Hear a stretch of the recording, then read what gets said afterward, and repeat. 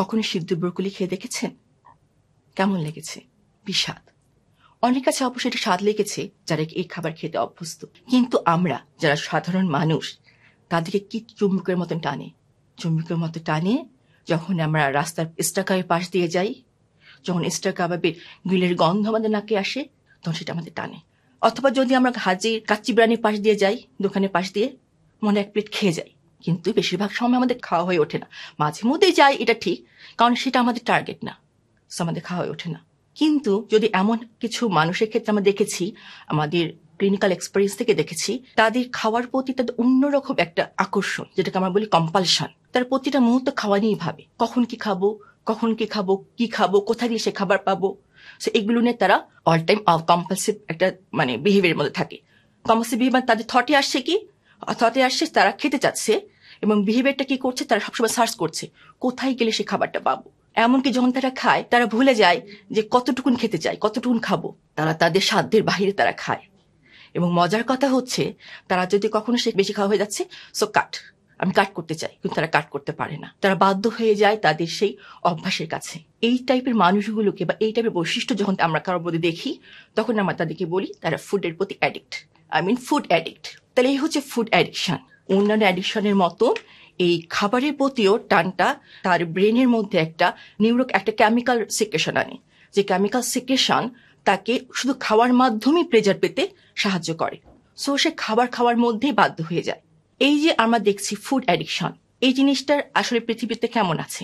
2003 সালে একটা স্টাডি দেখা গেছে, এই ওবেসিটিকে আমাদের একটা গ্লোবাল একটা বলা হচ্ছে যে প্রবলেম, সারা বিশ্বে ওবেসিটি গ্লোবাল প্রবলেম হিসেবে দেখা যাচ্ছে। এবং 2016 সালে একটা স্টাডিতে দেখেছি আমরা, যে বলা হচ্ছে যে 39% মানুষ ওভারওয়েট, কিন্তু এর মধ্যে 13% মানুষ ওবেস।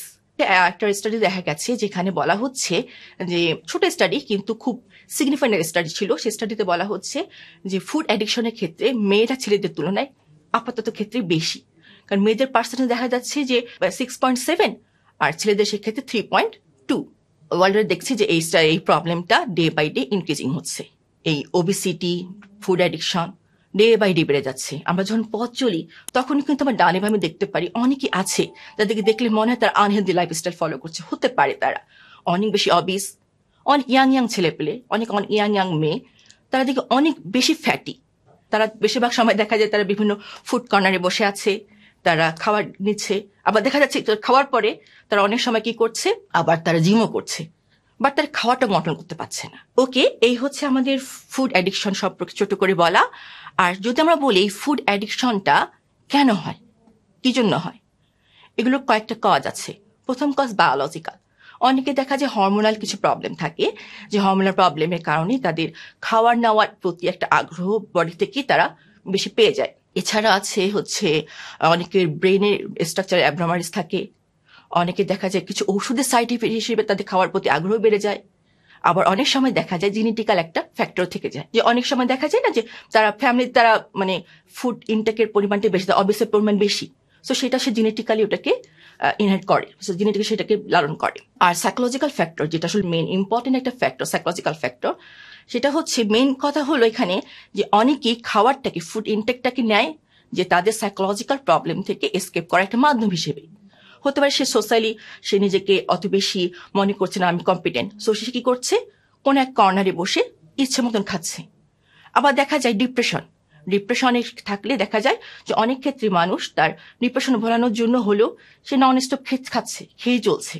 বা অনেকের সময় বিভিন্ন রকম সেক্সুয়াল অ্যাবিউজ, তারপর বিভিন্ন রকম ট্রমা থাকে, যে ট্রমা থেকে সে বাঁচার জন্য সে নিজের অজান্তে যেন খাবারটাকে এটা একটা মাধ্যম ধরে নেয়, যে খাবার খাওয়ার মাধ্যমে আমি প্লেজারটা যে পাচ্ছি, সেই প্লেজারের মাধ্যমে আমি আমার পেইনগুলোকে ভুলে থাকতে পারছি। এই হলো আমাদের সাইকোলজিক্যাল কারণ।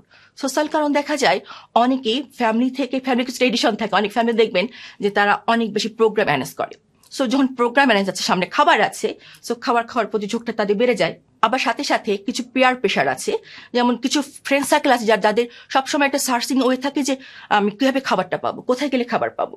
এইরকম ফ্রেন্ডস যখন থাকে, যে পেয়ার প্রেশারের কারণেও অন্য আরেকজন সে খাবারের প্রতি অ্যাডিক্ট হতে পারে। আবার অনেকে যেটা হয়, সোসাইটিতে তারা মিশতে পারে না, সোসাইটি তাকে আইসোলেট করে দেয়, সোসাইটি তাকে আইসোলেট যে করে দিচ্ছে, সেটাও তার কাছে ফুড অ্যাডিকশনের জন্য তাকে প্রবণ করছে। এবার আমরা আসছি যে এই যে ফুড অ্যাডিকশন নিয়ে আমরা আলাপ করলাম, কজগুলো নিয়ে আলাপ করলাম, আর কিভাবে বুঝবো যে আমার পাশের মানুষটা ফুড অ্যাডিক্ট কিনা? যদি দেখি তারা যখন খাচ্ছে তাদের যতটুকুন দরকার তার থেকে বেশি তারা ইনটেক করছে, এমনকি তারা জানে যে এই খাবার খেলে তার শরীরে ক্ষতি হতে পারে, তারপর তারা স্টপ করছে না, তাদের পেটে কোনো ক্ষুধা নাই, তারপরও খাচ্ছে। এবং এমন সময় হয় যে অনেক রকমের গেদারিং আছে, সে গেদারিং এ যাচ্ছে না, না গিয়ে সে তার মতন খাওয়া দাওয়া নিয়ে ব্যস্ত থাকছে। সবসময় সে সার্চ করছে যে কোথায় গেলে আমি খাবার পাবো, কি খাবার খাবো, ওই খাবারটা কোথায় পাওয়া যায়, কোথায় গেলে সেই খাবারটা আমি আয়েশ করে খেতে পারবো।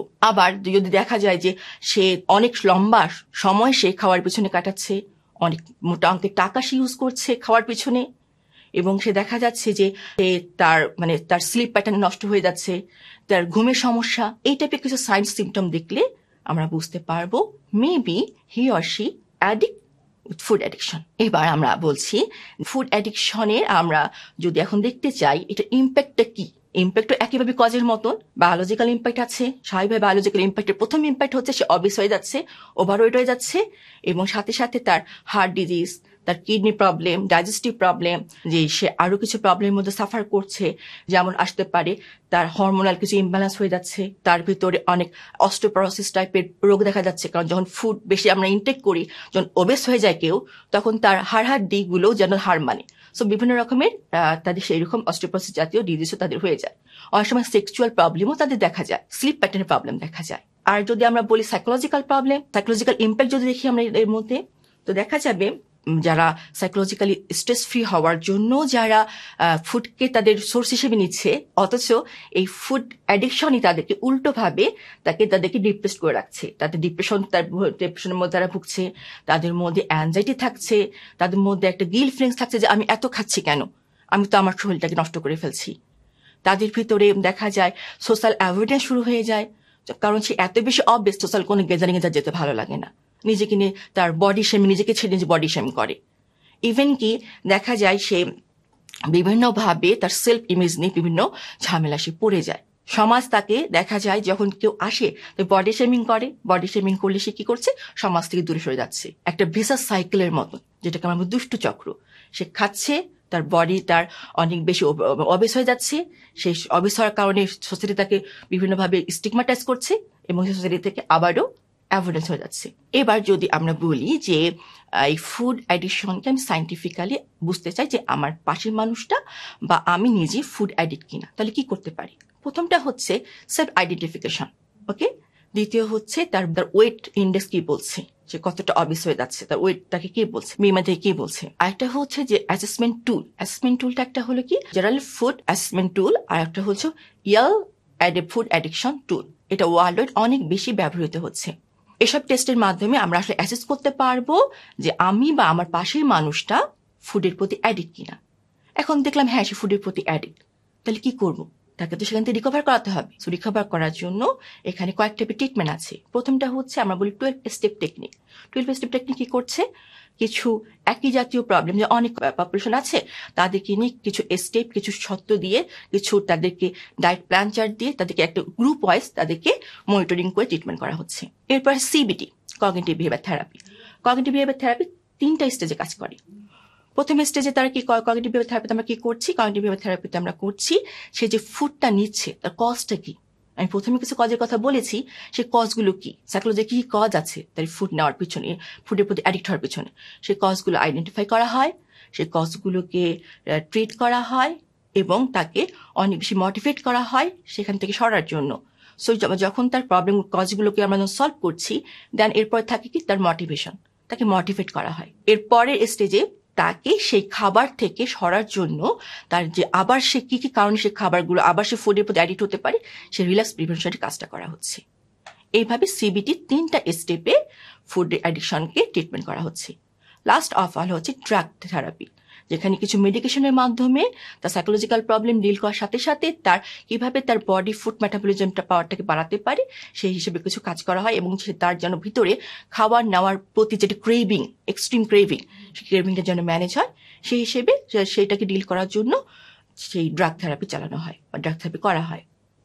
সো এই হচ্ছে ওভারঅল আমার ফুড অ্যাডিকশন নিয়ে বলা। আশা করি এরপরে অন্য কোনো অ্যাডিকশন নিয়ে বা অন্য কোনো প্রবলেম নিয়ে আপনাদের সাথে আবারও আলোচনা হবে।